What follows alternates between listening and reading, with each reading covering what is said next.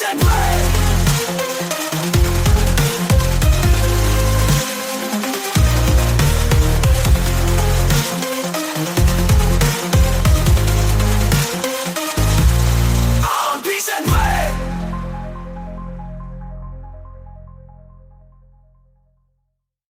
titre, c'est pour l'instant les objets dans les jeux de rôle. Mais ce ne sera pas que les jeux de rôle. Ouais, alors c'est la place de l'objet dans la narration d'un rôle. C'est plus joliment dit, effectivement, ouais. avec les interactions en Parce que vraiment, l'aspect narratif refocus beaucoup. Parce que sinon, on peut partir sur comment gérer un inventaire, comment... Voilà, la discussion à la base, elle était très large, trop large pour 3 heures. On a promis de faire au moins 4 suites à cet atelier. D'accord. Voilà, parce qu'il y a plein de questions, parce que je leur ai parlé de comment dans un jeu de rôle tu peux faire un inventaire progressif. Pour pas justement tomber dans le... Alors nous avons une partie de Donjons et Dragons, nous allons passer chez le marchand. Prévoyez 4 heures, sortez vos calculatrices et vos tableurs, ça va durer des plombes, et finalement, est-ce que ça servait vraiment à quelque chose ? Voilà. Donc ouais, voilà, on va pas du tout aborder cet aspect-là. Donc ouais, ça va être vraiment objet dans la narration du rôle, donc lié à un personnage. C'est l'objet vis-à-vis de la narration d'un personnage. Et du coup, Thibaut Tournery, déjà merci d'être là quand même. Et merci également de m'accueillir. Et justement, qu'est-ce qui t'a donné envie de faire cet atelier que tu as produit en octobre, c'est ça ? Oui, c'est ça, tout à fait. J'ai produit ça mi-octobre. Alors, tout simplement parce qu'en fait, à la base, c'est un atelier qui est venu assez naturellement au cours de discussions avec donc, des personnes pratiquant le jeu de rôle. Aussi bien le jeu de rôle sur ordinateur avec donc les RPG, avec tout ce qui est la vague dernièrement de Baldur's Gate, etc. Les fans de Skyrim et autres, Fallout, voilà. Mais aussi le jeu de rôle papier. En fait, globalement, c'était un constat que j'avais fait déjà depuis un petit moment, que beaucoup de jeux finalement oublient un peu la place parfois essentiel que peut avoir un objet ou quelques objets dans la construction efficace narrativement d'un personnage, que ce soit l'antagoniste ou le personnage principal, et surtout pour aider les joueurs à se fabriquer une histoire intéressante. On pense souvent au personnage, mais on oublie qu'au-delà du personnage lui-même, des fois les objets qu'il utilise ont une vraie place dans l'histoire, dans la narration. Oui, c'est un peu... comme dans notre société actuelle où on est entouré d'objets, mais on ne fait pas forcément attention à ces objets-là au quotidien. Ouais. En fait, c'est vrai que concrètement, aujourd'hui, on vit dans une abondance d'objets. On est dans une ère post-industrielle où vraiment fabriquer des objets à profusion fait qu'on a énormément de choses autour de nous sans forcément faire vraiment attention. Ce qui est déjà un premier élément intéressant quand on fait de la narration, c'est se poser la question du contexte. Si vous écrivez un livre, que vous faites un film ou que vous construisez la narration d'un jeu, dans l'univers de votre jeu, dans l'époque dans laquelle vous allez situer, dans le contexte narratif dans lequel vous allez situer votre jeu, posez-vous la question de vos personnages, ils vont évoluer dans quel rapport aux objets ? Si vous êtes en pleine Antiquité, en plein Moyen-Âge, l'industrie n'est pas encore développée, n'existe pas encore, vous ne pouvez pas produire des objets à la chaîne en claquant des doigts. Donc clairement, le rapport à l'objet au quotidien est très différent de ce que nous, on vit aujourd'hui. Et de même, si vous faites un truc horrifique ou quelque chose comme ça, s'il suffit de taper dans un tiroir pour arriver à sortir un gun, ça va très vite tomber à la flotte, cette histoire. C'est un peu l'écueil qu'on a dans certains jeux, c'est le fait que on passe d'un objet à l'autre sans forcément s'en soucier, c'est juste un moyen d'arriver à une fin en soi, mais l'obtention ou même la possession de l'objet en fait est très accessoire. Très très accessoire, et même dans le récit, puisque là par exemple au cinéma ou dans les séries télé ou évidemment dans la littérature, on a des objets qui prennent une place centrale, les fameux MacGuffin, c'est-à-dire l'anneau, voilà, tout va tourner autour de l'anneau. Mais mine de rien, l'anneau permet aussi d'expliquer quelque chose, de donner un contexte, de parler de Sauron finalement. Ouais, en fait, il fait littéralement partie de Sauron en tant que personnage. Donc l'anneau unique dans l'univers de Tolkien, non seulement donne le titre à l'univers, est littéralement le fil conducteur de toute l'histoire du Seigneur des Anneaux, Mais en plus de ça, c'est un élément caractérisant du personnage de Sauron. Vous enlevez l'anneau à Sauron, finalement, Sauron perd plus de 50% de son personnage. Donc, si ce n'est plus d'ailleurs. Et finalement, tu parles d'ère post-industrielle, on a beaucoup de jeux où le rapport à l'objet, ça se sent, parce que, effectivement, on parlait de jeux comme Borderlands, où en fait on va avoir une pléthore d'objets, et il y a cette idée de remplacer très souvent les objets. Comment est-ce que toi tu as amené justement ce rapport-là dans ton atelier ? Alors, c'est vrai qu'il y a un double constat, c'est que donc on a un rapport à l'obsolescence des objets, voire à l'insignifiance des objets aujourd'hui qui est très très poussé. Alors, ça peut être un rapport volontaire. Effectivement, dans Borderlands, on peut se dire quand même qu'il y a un ton très critique, très satirique de la société, et donc c'est volontaire d'avoir une distanciation totale aux objets, parce que ce n'est que du consommable, y compris le personnage lui-même d'ailleurs, qui peut ressusciter à l'infini en se copiant, comme une vieille photocopieuse. Il y a vraiment ce côté, tout est totalement sacrifiable. Donc ça peut être volontaire, ça peut être un élément de narration. Mais il y a aussi beaucoup de jeux qui tombent dans ce cliché-là, d'avoir des objets finalement totalement insignifiants, non pas par design, mais juste par, on va dire, quelque part paresse intellectuelle ou habitude. On est dans une société à l'heure actuelle, je pense que je ne l'apprendrai à personne, qui est une société de consommation, où donc le rapport à l'objet est beaucoup dévalué finalement, et parfois on reproduit par automatisme ce rapport-là dans les jeux, ce qui est assez dommage, parce que du coup on se prive d'un élément narratif qui est finalement très puissant. Et ce, depuis bien avant l'existence des jeux vidéo, des films, etc., même avant la littérature. Finalement, déjà dans la tradition orale des cultures anciennes, est-ce qu'on n'a pas une bardée de légendes, de mythes, voire de religions qui sont profondément liées à des objets ? Peut-être. Peut-être un tout petit peu, ouais. J'imagine les gens, toujours sur certains enregistrements, sur certaines interviews, j'imagine les gens ensuite écouter l'émission de radio et se dire c'est avoir 2-3 exemples. Effectivement, en plus en ce moment ça parle de Arthur, la table ronde, forcément voilà, Excalibur, évidemment. Voilà, donc et au-delà même d'une épée par exemple, dans le cas d'Excalibur, on va avoir un symbole, on va avoir même plusieurs symboles en réalité, et on va avoir certaines fonctions, puisque on est roi parce qu'on tire l'épée du rocher, ce qui nous permet de chanter à 3h du matin, n'en déplaise à Léo Dagan. Et justement pour toi, ce rapport à l'objet en tant que signifiant de caractérisant du personnage, pour toi dans le jeu de rôle, il y a déjà suffisamment dans la narration même d'une façon générale, il y a déjà suffisamment d'exemples? En fait, des exemples, il y en a pléthore, dont on n'a même plus forcément conscience de prime abord. Alors, je vais parler d'un cliché que je surutilise en jeu de rôle dès que je fais du médiéval ou du médiéval fantastique. Je n'ai pas besoin de décrire à mes joueurs certains personnages. Il suffit de mimer un geste ou l'existence théorique d'un objet. C'est très facile pour caractériser un personnage. Vous rentrez dans une pièce, il y a ce personnage qui est debout derrière un comptoir. Donc moi, en tant que meneur de jeu, en tant que narrateur, j'ai juste à me lever, à me mettre derrière une table ou une chaise et à mimer le mouvement d'un torchon essuyant une chope pour qu'ils sachent qu'ils sont en face d'un tavernier. Est-ce que c'est un énorme cliché ? Oui. Mais est-ce que ça marche ? Bien sûr. Et en fait, on peut caractériser des personnages marquants juste par ça. C'est un des premiers pouvoirs narratifs de l'objet. C'est que même si l'objet n'a pas vraiment d'utilité au-delà de ça, il va permettre d'ancrer le personnage dans une situation, dans un contexte.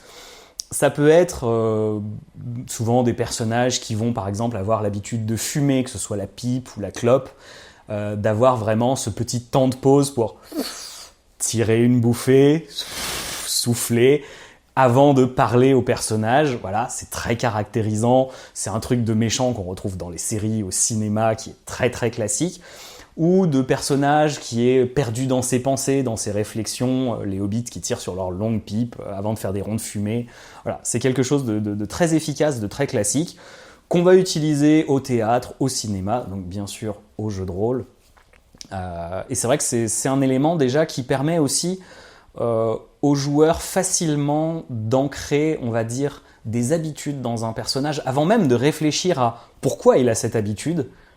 Déjà, lui en donner une, c'est donner de l'eau au moulin, justement, derrière, de peut-être se demander plus tard, en fait, pourquoi il fait ça, ce personnage.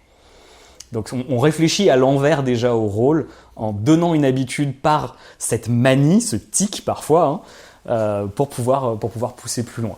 Et ce qui est intéressant, c'est que là où, quand on parle de Excalibur, quand on parle de l'anneau, on est systématiquement sur des objets qui deviennent finalement moteurs de l'intrigue, le fameux MacGuffin. On est potentiellement sur le fusil de Tchekhov, c'est-à-dire ce que vous allez voir à l'acte 1 qui peut servir potentiellement à l'acte 3, où là aussi on est sur un objet qui a une finalité narrative, alors que toi, ce dont tu parles, c'est déjà dans un premier temps de considérer les objets comme caractérisant d'une époque, d'un endroit, potentiellement d'un rôle, d'un métier, tout à fait, du richesse. personnage en lui-même, voilà, de son niveau de richesse, ce genre de choses. On va vraiment, par ses attributions, par ces quelques petits objets, la façon dont il est habillé, ça va permettre de vraiment poser un personnage avec vraiment la caractéristique de ce qu'on appelle le show don't tell, vraiment montrer plutôt qu'expliquer, plutôt que de faire des descriptions interminables.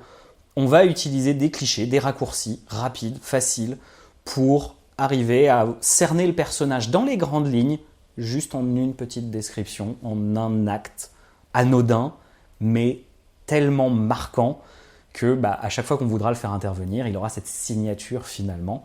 Je vais donner un exemple qui devrait parler à beaucoup de générations. Vous êtes dans l'obscurité, il y a une silhouette noire sur fond noir, et tout ce que vous entendez, c'est... Voilà, ce bruit de respirateur caractéristique qui va introduire systématiquement le personnage de Dark Vador. C'est déjà un élément signature de ce personnage. Au-delà de son design et de tout le reste qui va venir renforcer ça, juste avec son respirateur sur la tronche, vous signez le personnage. Et du coup, c'est vrai que dans le jeu vidéo, on a moins cette partie-là. C'est-à-dire que dans le jeu vidéo, on va avoir, par exemple, dans la série des Elder Scrolls, les objets qu'on va peut-être mettre dans notre inventaire pour les revendre plus tard pas trop cher, y compris tout ce qui traîne des fois, voilà. Les chopes, les assiettes, les machins. En fait, on a cet aspect-là dans les jeux vidéo, souvent du côté des personnages non joueurs, des personnages qu'on croise dans le jeu, mais plus rarement du côté du personnage joué par le joueur. Ce qui est un peu dommage en fait, parce que du coup, on enlève aux joueurs une facilité pour construire sa propre histoire. Tu prenais l'exemple des Elder Scrolls, typiquement, effectivement, le joueur va avoir un rapport très consommable, sans vraiment se poser de questions. On va systématiquement vider les poches de tout ce qu'on croise pour aller les revendre. Pourquoi faire? Pour avoir de l'argent. Mais on va jamais dépenser cet argent parce que de toute façon on trouve tellement d'objets au mètre carré que finalement à la fin on est plus riche que l'empereur. Et c'est pas grave, on va continuer à le faire par habitude et à aucun moment ces objets ne vont vraiment rentrer dans le rôle du personnage qu'on est en train de se créer. On va le faire à travers les quêtes, à travers d'autres choses, mais rarement à travers les objets. Alors pourtant que dans ce même univers, on peut citer le Wabajak, donc le sceptre de Sheogorath, le dieu fou, qui est un élément récurrent de la série des Elder Scrolls, qui est un élément terriblement caractérisant, un peu foufou. C'est un objet signature qui est même presque plus connu que le dieu auquel il est attaché dans cet univers. Donc là, on a un objet très intéressant, mais il est clairement comme une attribution d'un autre personnage qui va vous en faire don. Donc on s'accapare une partie de l'histoire d'un autre personnage, mais c'est pas un élément qui est tellement lié au nôtre de personnage. Donc c'est là où c'est un peu dommage.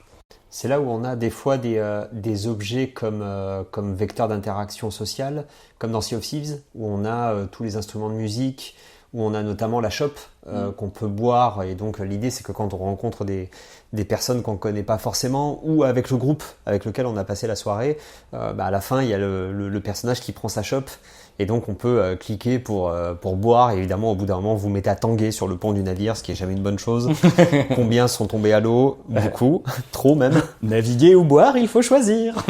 mais c'est vrai que finalement l'importance de l'objet vis-à-vis de la personne joueuse, elle va se faire par rapport aux cosmétiques de l'objet, mais non pas par rapport à l'objet lui-même. On ne fait pas ce choix d'avoir la chope on va faire le choix que la shop, la mienne par exemple, elle est fantomatique, puisque on va essayer de caler, on va essayer de vraiment se caler par rapport à l'image qu'on a de son personnage. On va essayer de refléter ça à travers ses vêtements, ses objets, toutes ces petites interactions qui sont soutenues par un objet. On va essayer de les faire coller à la vision qu'on a de notre personnage et de l'histoire qu'on veut lui donner. Et c'est là où la cosmétique du coup est très intéressante. C'est que la cosmétique, souvent considérée comme très accessoire parce que juste cosmétique, en l'occurrence, en fait, non, c'est d'un point de vue de la narration et du game design, un élément de pouvoir décisionnaire qu'on donne aux joueurs pour justement s'approprier le personnage qu'ils jouent. Et ça, c'est quelque chose de fondamentalement puissant pour créer une expérience qui soit unique, quand bien même tout le monde est joué au même jeu, on n'y a pas joué de la même façon. Et c'est ça qui est très intéressant avec cet aspect-là, purement cosmétique, certes, mais la cosmétique, ce n'est pas gratuit.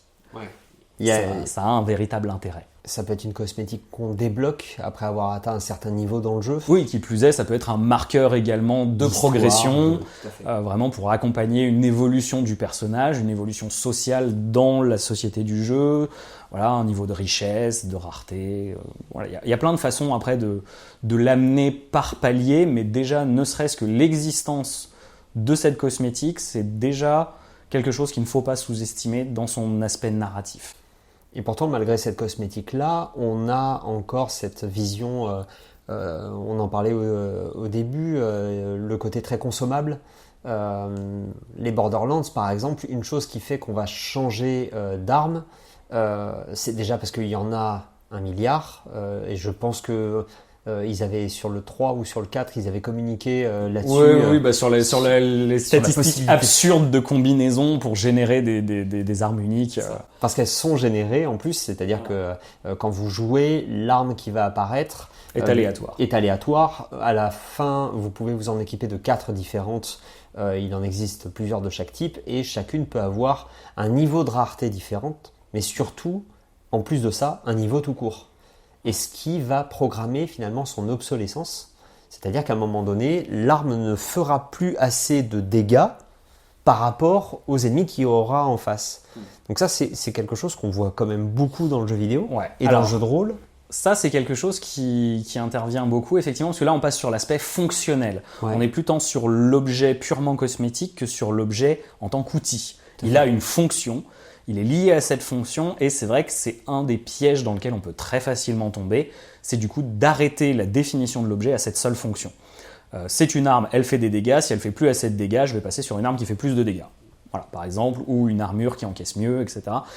Et on va réduire l'objet à cette seule fonctionnalité, on ne va plus autoriser l'objet à exister hors de sa fonction première. Il a une fonction, une seule, on va se concentrer que sur ça. Si en plus de ça, on a eu effectivement le réflexe de mettre des paliers de rareté, ce genre de choses, on peut tomber très vite sur un petit peu des gimmicks qui sont très présents dans le jeu vidéo et dans le jeu de rôle.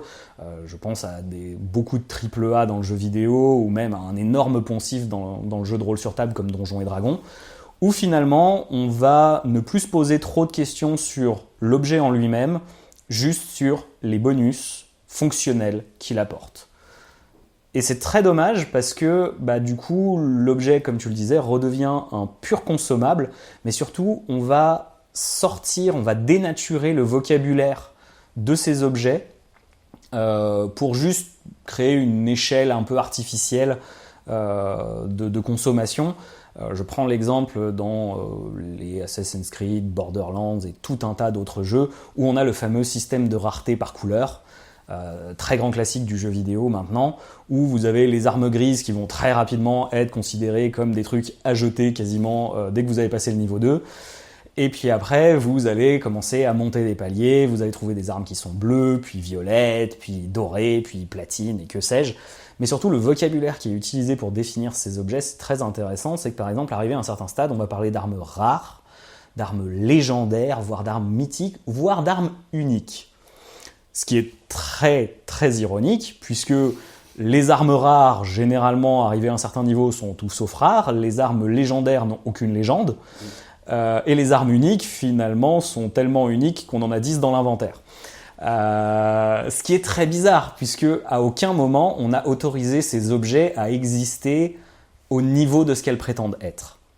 On va tomber pareil, par exemple chez les MMO, hein, ça a été beaucoup vu et revu de finalement arriver au dernier niveau 60 ou plus selon les MMO, où tout le monde, à force de farmer les donjons du endgame, hein, de la fin du jeu, tout le monde se retrouve avec des sets uniques, et donc vous avez 30 fois le même set unique au milieu de 30 joueurs qui se ressemblent tous, puisque la méta, donc vraiment les statistiques font que c'est le meilleur set, donc tout le monde veut avoir le meilleur, plutôt que de se poser la question de quel est le meilleur set pour moi, pour mon style de jeu, pour mon personnage, pour la narration que je veux lui donner. Dans le MMO, on n'est pas dans cette logique-là, on est vraiment sur de la statistique d'optimisation. Et c'est dommage, parce que du coup, on est tous des clones. Et c'est intéressant parce que j'ai des joueurs qui me parlaient de leur expérience de World of Warcraft en disant qu'il y avait eu, parmi tous les add-ons et toutes les mises à jour, une mise à jour dans les extensions du jeu, où à un moment, on leur donnait une arme qui évoluait avec eux. Et ils ont tous été très marqués par ça. Et pour une raison très simple, pour la première fois dans l'histoire du MMO, vous aviez un objet qui évoluait avec votre personnage et qui, du coup, vous suivait en tant que partie intégrante de votre personnage. Et ça, c'est quelque chose de très intéressant narrativement. Tu as utilisé un terme qui était farmé, c'est-à-dire que ça fait appel vraiment au côté comme si vous occupiez d'un champ finalement, c'est-à-dire qu'en fait il faut y retourner encore et encore et encore, et il y a vraiment un aspect labeur récompense qui est donné justement à ces objets-là, où en fait le jeu en termes de moments ludiques va passer au second plan, où en fait finalement je vais pas travailler, mais il y a un peu cette nature-là. Il y a une notion malgré tout, c'est en fait, alors en anglais on va dire, c'est le moment où vous passez de play, où vous jouez, à task. Oui. Vous travaillez ou vous faites une tâche. Vous n'êtes plus tant dans le jeu que dans la boucle de répétition, qui peut avoir un moment, un rebond pour revenir dans une boucle de jeu, mais c'est temporaire. Beaucoup de jeux effectivement qui installent le farming alternent en fait entre deux étapes psychologiques. On ne joue pas en permanence au jeu. Il y a des moments où on travaille dans le jeu pour retrouver un moment ludique. C'est ce qu'on a dernièrement dans Battlefield 6, et c'est évidemment un exemple parce que c'est un jeu récent, mais en réalité la mécanique ne l'est pas. C'est les défis, où en fait si on veut débloquer telle ou telle arme, etc., en fait, ou telle apparence, ou telle classe avancée, il va vous falloir réaliser un certain nombre de défis, certains qui sont parfois complexes et certains qui sont parfois éloignés de votre style de jeu, ce qui vous oblige par exemple à devoir passer du temps en hélicoptère, alors que peut-être que votre style de jeu est au contraire très caché, voilà, très terre à terre, etc. Et là où c'est intéressant aussi, c'est en termes de récompense, c'est-à-dire comme tu disais, on a la statistique, on a l'accès, finalement, il y a un côté distanciation sociale aussi, c'est-à-dire on a l'accès à l'équipement le plus optimisé qui nous permet de faire partie de ceux qui peuvent prétendre à certains donjons, à certains boss, c'est-à-dire finalement ça me donne un accès privilégié à une zone de jeu finalement. Il y a la récompense purement visuelle et auditive. Là par exemple on a le son dans Borderlands de l'apparition d'un objet légendaire, et donc voilà ce bruit-là particulier, en plus avec le coin de l'œil, on voit l'espèce d'objet orange brillant qui sort se démarque du lot. Voilà quoi, c'est quand le monstre est détruit, vous avez une espèce de feu d'artifice d'armes et d'objets en tout genre, de boucliers, de peu importe, et donc vous avez ça qui apparaît. Et c'est vrai que comme tu dis, l'objet qui reste avec nous, comme le marteau resterait avec le forgeron finalement, et évoluerait avec lui. Parce qu'on a des bûcherons qui travaillent leur hache finalement. C'est là où justement je pense qu'il y a souvent, on va dire, une incompréhension de l'usage de l'objet dans la narration dans ces jeux-là. Ça n'est pas incompatible d'avoir cet aspect récompense et l'évolution d'un seul objet.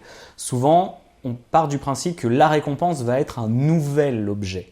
Mais en fait, on peut récompenser le joueur en lui donnant la capacité d'améliorer les objets qu'il possède déjà.